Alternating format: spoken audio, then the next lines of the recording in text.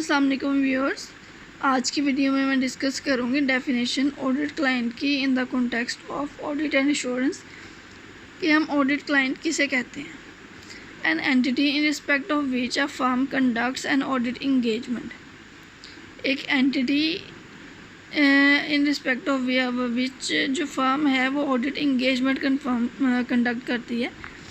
Audit engagement क्या होती है कि जो है फर्म वो फाइनेंशियल स्टेटमेंट्स पर अपना एक ओपिनियन एक्सप्रेस करती है कि फाइनेंशियल स्टेटमेंट्स प्रिपेयर की गई हैं as per applicable financial reporting standards.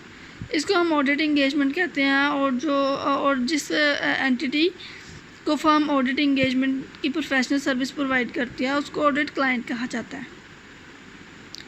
When the client is a listed entity, audit client will always include its related entities।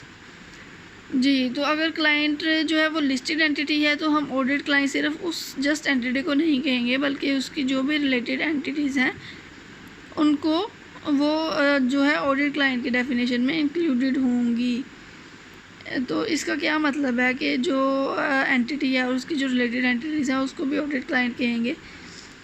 ये उस कॉन्टेक्स्ट में डिस्कस किया गया है कि जो है ऑडिटर उसको इंडिपेंडेंट रहना है, ना सिर्फ ऑडिट क्लाइंट से बल्कि उसकी रिलेटेड एंटिटी से भी बिल्कुल वैसे ही इंडिपेंडेंट रहना है जैसे कि वो ऑडिट क्लाइंट से उसे इंडिपेंडेंट होना चाहिए बिफोर परफॉर्मिंग प्रोफेशनल सर्विसेज या प्रोवाइडिंग प्रोफेशनल सर्विसेज।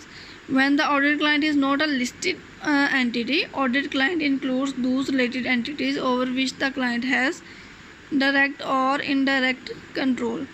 जब एक जो क्लाइंट है ऑडिट क्लाइंट है वो लिस्टेड नहीं है तो ऑडिट क्लाइंट की जो रिलेटेड एंटिटीज़ हैं जिन पर उसका कंट्रोल है डायरेक्ट या इनडायरेक्ट, तो वो वाली एंटिटीज़ ऑडिट क्लाइंट के डेफिनेशन में वो भी इंक्लूड होंगी।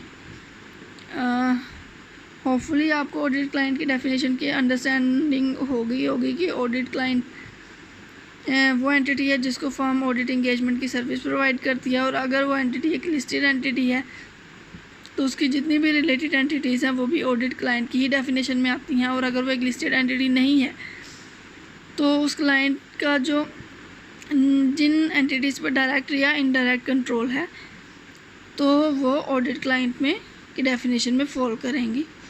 और जो फर्म है उसको वैसे ही वही इंडिपेंडेंस रिक्वायरमेंट है उन रिलेटेड एंटिटीज़ से जैसे कि ऑडिट क्लाइंट से हैं। होपफुली आपको अच्छी अंडरस्टैंडिंग डेवलप हो गई होगी ऑडिट क्लाइंट की डेफिनेशन की। And thanks for watching my video. अल्लाह हाफिज़।